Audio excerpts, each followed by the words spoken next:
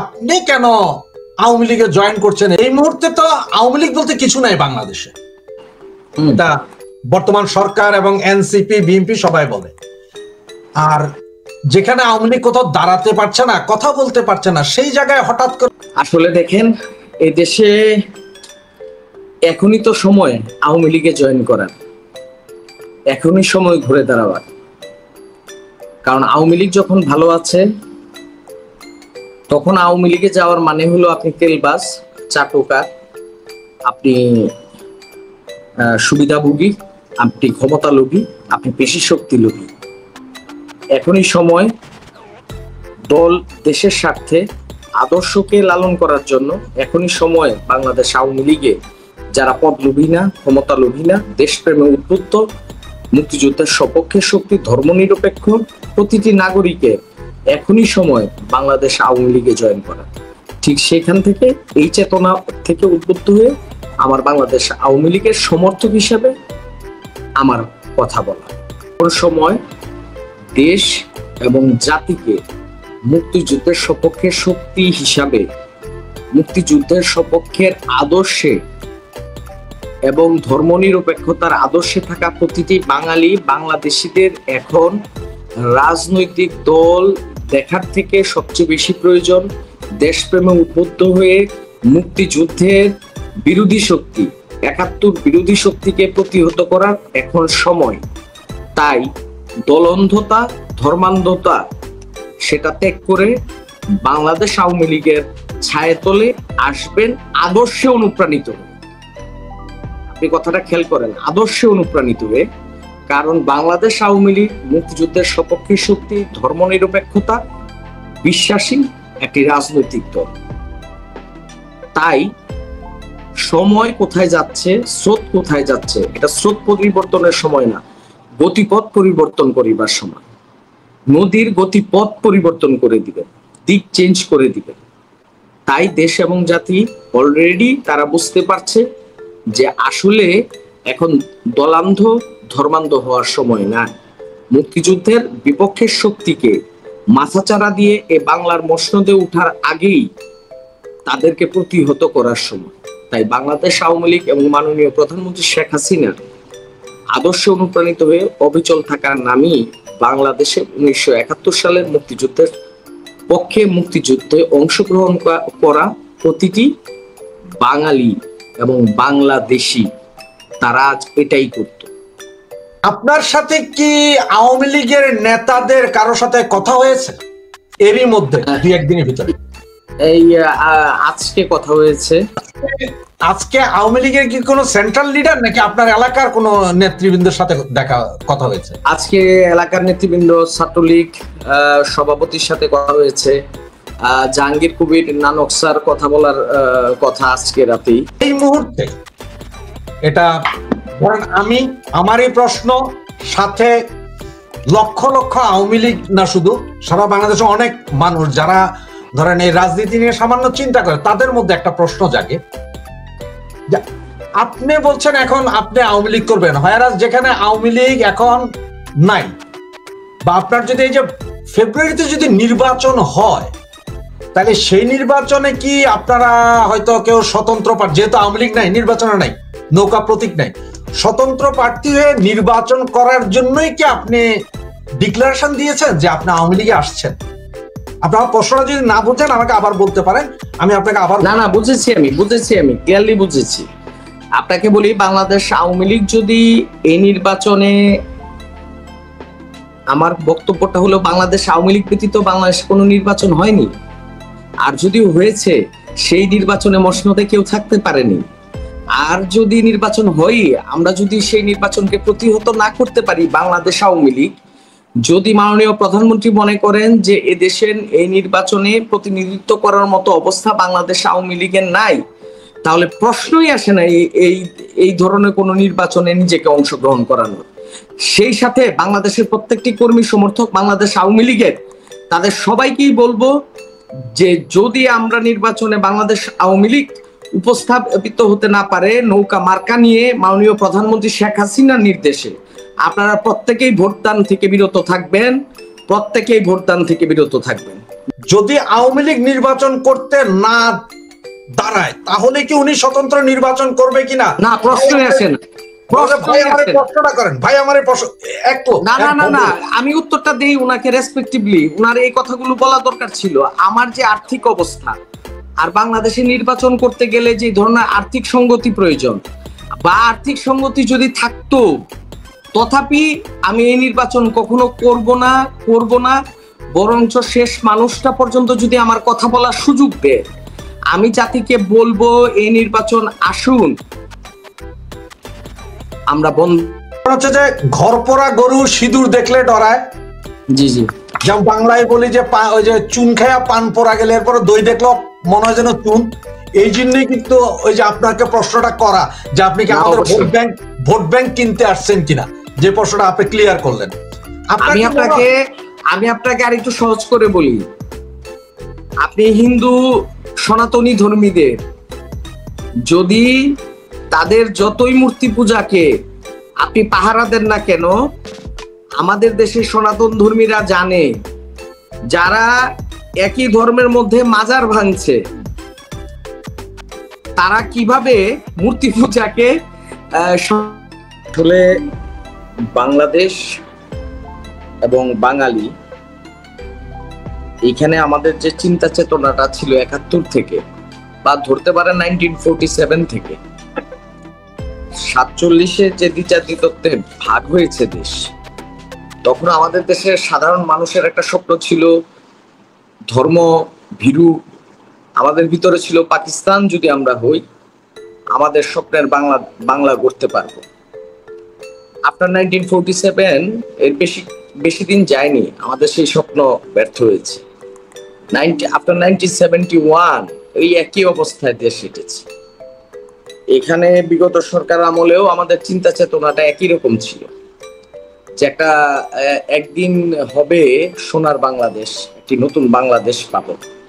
কিন্তু 5ই আগস্টের পর দীর্ঘ 1 বছর চলে গেলেও যখন রাষ্ট্র সংস্কারের নামে আসলে প্রকৃতপক্ষে সংস্কার হচ্ছে না, কেউ বা রাষ্ট্রবিরোধী কোনো চক্র পেছনের দরজা দিয়ে বাংলার মসনদে আসতে চায়, তখন আসলে সেট হইতে হয় আপনার আদর্শের কথা চিন্তা করে, যে আদর্শিকভাবে একজন বাংলাদেশি কি চাইতে পারে।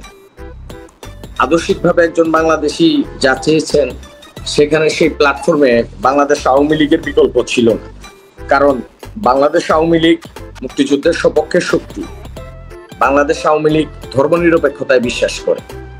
স্বাভাবিকভাবে এই দুইটা এজেন্ডা একটা পলিটিক্যাল পার্টির জন্য এবং দল বিবেচনার জন্য যথাযথ মনে হয়েছে। জি, আপনি একটা রাজনৈতিক পরিবারের সন্তান, আপনার বাবা তো মন্ত্রী ছিলেন, তাই না? জি জি, অবশ্যই। একটু পারিবারিক একটু আমাদের দর্শকদের শেয়ার করবেন, কিভাবে আপনার পরিবার রাজনীতির সাথে সম্পর্কিত? দেখেন, আমাদের পরিবার সবসময় স্বাধীন চেতা। আমার ফাদার প্রথমে ভাসানী র্যাপ করেছেন, হুজুর মাওলানা ভাসানী। ভাসানী র্যাপ থেকে উনি পরবর্তীতে শহীদ প্রেসিডেন্ট জিয়াউর রহমানের মতো মেধাবী এবং সৎ নেতৃত্ব উনাকে মূল্যায়িত করেছেন। উনি উনার সর্বোচ্চ সৎ থাকার চেষ্টা করেছেন এবং সৎ মেধাবী নেতৃত্বের কারণেই উনি ভাড়া বাসায় থেকে মৃত্যুবরণ করেছেন। আমার বড় ভাইরাও ছিল, উনি ওই ধরনের রাজনীতি কখনো বিশ্বাসই করতেন না যে আমার ছেলে মন্ত্রী হবে। যার যার ব্যক্তিগত ব্যাপারে সবাই স্বাধীন চেতা। তো সেইভাবেই আমাদের বেড়ে ওঠা। এই তো জাস্ট এইখানেই, মন্ত্রী ছেলে মন্ত্রী হবে ওইসব আমরা বিশ্বাস করি না।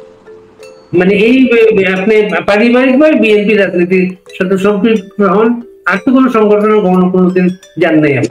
না না না, এর আগে কখনো তার তো প্রয়োজন পড়েনি, যাইনি। এই মুহূর্তে আওয়ামী লীগের খুবই দুর্দিন, আওয়ামী লীগ মুখে নিলেই মামলা হামলা শিকার হচ্ছেন, যেটা আপনিও হতে পারেন। সেইটা, এই সিদ্ধান্তটা কবে নিলেন আপনি? আসলে এই সিদ্ধান্তটা হলো রাষ্ট্র সংস্কারের বিরুদ্ধে 5ই আগস্টের চেতনা থেকে। 5ই আগস্টের পরে যখন আপনি নতুন বাংলাদেশের স্বপ্ন দেখবেন, তখন যখন একই ধারায় দেশ হাঁটবে, আবার এখানে দেখবেন আপনি মুক্তিযুদ্ধের বিপক্ষের শক্তি যারা বিজয় লাভ করার পরে দেশে সোনার বাংলা গাইতে পারেন বা যে কোনো একটি দেশাত্মবোধক গানকে আপনি গাইবেন, যখন আরেকজন রাজনৈতিক দলের নেতাকে বলা হবে উনি উনার বাংলাদেশ, আমি ওইটাও সম্মান করি, কিন্তু তখন আমাকে তো বলতে হবে বঙ্গবন্ধুর বাংলাদেশ, হুজুর ভাসানীর বাংলাদেশ। তো রেগুলারলি আপনি যদি চিন্তা করেন, দেশ তো পরিবর্তন চায়, দেশের মানুষ, এই যে আপনি অস্ট্রেলিয়া থেকে আমাকে ফোন দিয়েছে, আপনি ওইখানে কি অ্যাটমসফিয়ার দেখেন, কি ওয়েদার আপনি ওইখানে লিড করেন, ওইখানে মানুষ কোন রিলিজিয়ন কে কি ধর্ম বিশ্বাস করছে, ওইখানে তো কারো এই ব্যাপারে হেডেক নাই। কি পলিটিক্যাল আদর্শে কে আছে সেখানে তাদের কোনো ব্যাপার নেই। তাদের কাছে ব্যাপারটা হচ্ছে মানবিকতা, ব্যাপারটা হচ্ছে কথা বলার স্বাধীনতা, ব্যাপারটা হচ্ছে রাজনৈতিক স্বাধীনতা।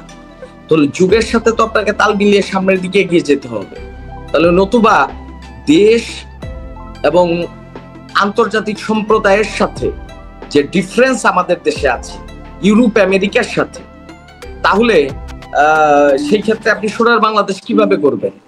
আপনি একা একা সিদ্ধান্ত নিয়েছেন না পারিবারিক বা পারিপার্শ্বিক কোনো কিছু আপনাকে প্রভাবিত করেছে?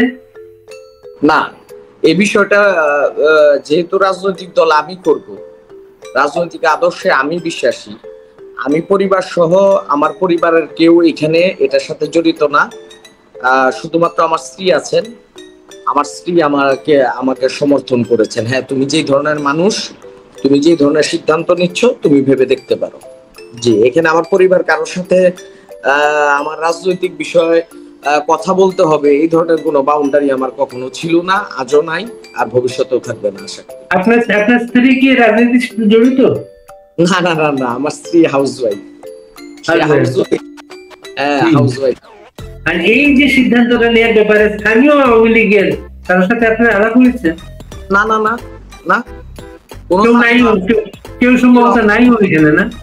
না না, এখানে কারোর সাথে আমার সাথে কোনো কথা বলার তো প্রয়োজনও নাই, কারণ এখানে অনেকে এই যে আপনার কথাটা এমন আসে, দেশের একজন নাগরিক হিসেবে রাজনৈতিক দল করা এবং রাজনৈতিক দলের মত প্রকাশ করার স্বাধীনতা আপনাকে কনস্টিটিউশন দিয়েছে, এবং ইউনিভার্সাল হিউম্যানিটি যে ব্যাপারটা নিয়ে বারবার কথা বলছে, right of speech and freedom to choose any political party, সেক্ষেত্রে তো আপনি অনায়াসে আপনি যে কোনো রাজনৈতিক দলের মতাদর্শে জড়িত হতে পারেন। আর যেহেতু বাংলাদেশ আওয়ামী লীগ সবসময় লিড করেছে একই পরিবার, বিষয়টা না, বাংলাদেশ আওয়ামী লীগ একটা অনুভূতির না, এইখানে বঙ্গবন্ধু শেখ মুজিবুর রহমানের মতো ব্যক্তিত্ব লিড করেছে, হুজুর ভাসানী করেছেন, এবং তৎপরবর্তীতে মুজিব কন্যা প্রধানমন্ত্রী শেখ হাসিনা লিড করেছেন। আগামীতে উনি লিড করবেন যথাযথ ব্যক্তি হিসাবে, কারণ উনার ওই রাজনৈতিক যে ড্যাশিং লিডারশিপ বা কারিশম্যাটিক লিডারশিপ এটা উনার মাঝে আছে। মুবিন, এই আপনি লোকাল আওয়ামী লীগের নেতারা কেউ কি এলাকায় আছেন এখন, না কেউ নাই এখন? এইখানে কতিপয় লয়ার নেতৃত্ব আছেন, যারা লয়ার তারা বর্তমানে আছেন, কোর্ট করছেন, কিন্তু প্রকৃত অর্থে যারা মূলত আওয়ামী লীগের নেতৃত্ব দিয়ে এসেছেন তাদের অধিকাংশই বর্তমানে সবাই গা ঢাকা দিয়ে আছেন, যেটা আমাদের জন্য এটা কখনই সুখকর না, কারণ ইতিপূর্বেও একই অবস্থায় দেশ হেঁটেছে। এটা আমার কাছে কথাটা ঠিক এইরকম ভাবে, একই পথে যদি দেশ হাঁটে, একই ভাবে যদি দেশ হাঁটে এবং আমরা ওই প্রতি হিংসা পরায়ণই থাকি, তাহলে সেক্ষেত্রে তো আসলে আমাদের পরিবর্তন হচ্ছে না কিছুই। শুধু ওই যে মুগ্ধ সহ যারা ছিলেন তারা তো মনে হয় আপনি ভাবছেন যে আমরা আসলে মুগ্ধদেরকে কতটুকু নতুন বাংলাদেশ দিতে পারলাম, এটা একটা প্রশ্ন হিসেবে আসবে আমাদের সামনে, ভবিষ্যতে আসবে, এবং এটা অবশ্যই আসবে। জি। আপনি আইন পেশা কবে থেকে? আমি 2013 সন থেকে বাংলাদেশ লাইসেন্স পেয়েছি। আমি 2013 সন থেকে কিশোরগঞ্জ জজ কোর্টে প্র্যাকটিস করছি। সাম্প্রতিক সময়ে যে বাংলাদেশের পরিস্থিতির কারণে আওয়ামী লীগের যেসব নেতাকর্মীরা সমস্যায় আছেন, আইনজীবী অনেকে নিতে পারেন না, আইনজীবী বা আইনজীবী তাদের পক্ষে দাঁড়াতে পারেন না, আপনি কি কোনো আওয়ামী লীগের নেতা কর্মীর পক্ষে দাঁড়িয়েছেন এর মাঝে? আমি প্রকৃতপক্ষে পূর্বে আমি আরেকটি রাজনৈতিক দল করেছি এবং সেই আদর্শ বিশ্বাসী ছিলাম। সেখান থেকে আমি কখনোই বাংলাদেশ আওয়ামী লীগের কোনো রাজনৈতিক দলের নেতা কর্মীদের পাশে দাঁড়াতে পারি, কিন্তু অবশ্যই আশাবাদী আগামীকালকের নতুন ভোর হবে। যদি দেশ এবং দেশের সামাজিক পরিবেশ, রাজনৈতিক পরিবেশ সেরকম থাকে, বাংলাদেশ আওয়ামী লীগের যে কোনো কর্মী সমর্থকের মামলা মোকদ্দমার জন্য আমি বিনা খরচে পরিচালনা করতে আগ্রহী এবং আমি রাজি আছি এবং যে কোনো অবস্থায় সেটা করবো ইনশাল্লাহ। এটা অনেক বড় একটা আশ্বাস, বড় একটা প্রতিশ্রুতি, বড় একটা আশার সঞ্চার করবে তাদের মাঝে। আপনার মতো একজন বিবেকমান মানুষ নিজের থেকে বলছেন আপনি বিনা পারিশ্রমিকে বিনা ইয়েতে কাজ করবেন। সেটা আরেকটা ব্যাপার হচ্ছে, আপনি কোনো ভয় পাচ্ছেন যে এখন আপনার নামে কোন ব্যবস্থা নেওয়া হতে পারে? এটা আসলে স্বাভাবিক।